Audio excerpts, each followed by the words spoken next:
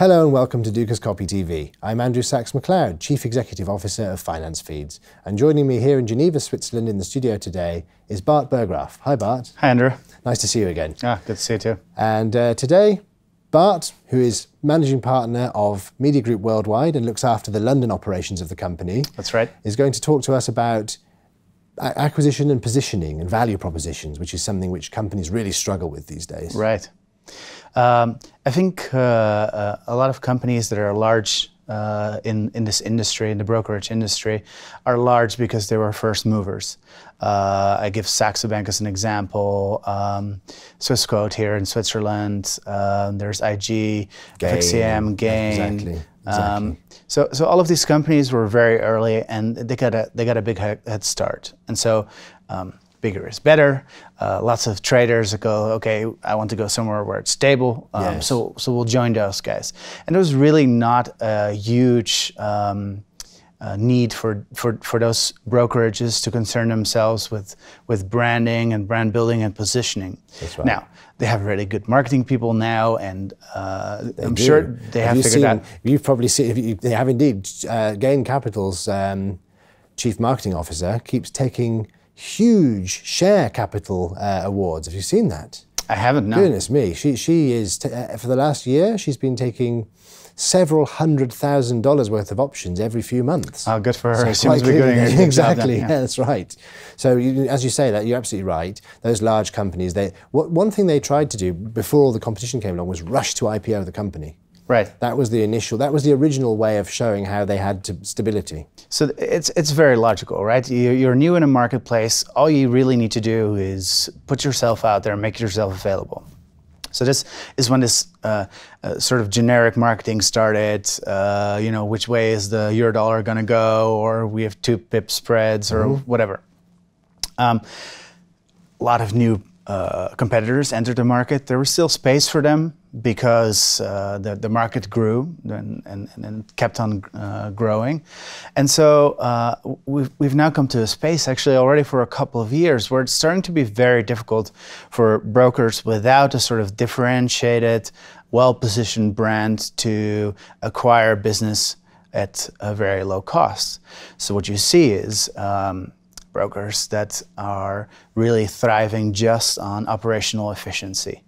So as an example, I don't have direct knowledge of their branding, but for instance, Plus 500. Yes. That's right. Small staff, small number of staff, small company, no sales team at all, totally low-touch digital marketing operation. However, back before the share price crash, $1 billion company. Right.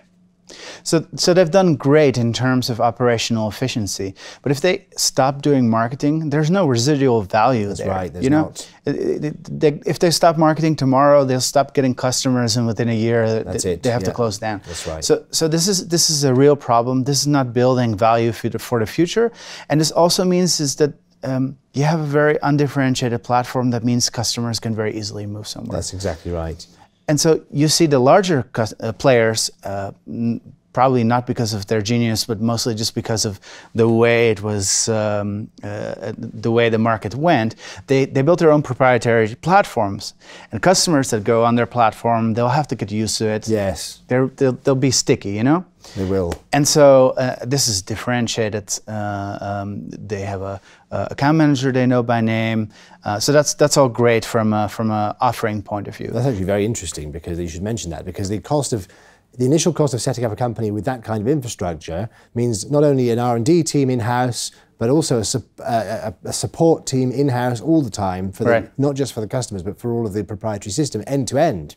Very expensive business. Very expensive, and However, this is why. Is it more expensive to do that and retain the customers, or to get a third-party solution, pay a monthly capitalization on the volume, and then just lose your customers all the time? Yeah, but this is not the real choice, because these guys don't have sufficient funding or sufficient patience to start from the beginning to build a new platform. Absolutely. So they think, okay, what we're going to do is we're going to build a slick website. We're going to have MT4.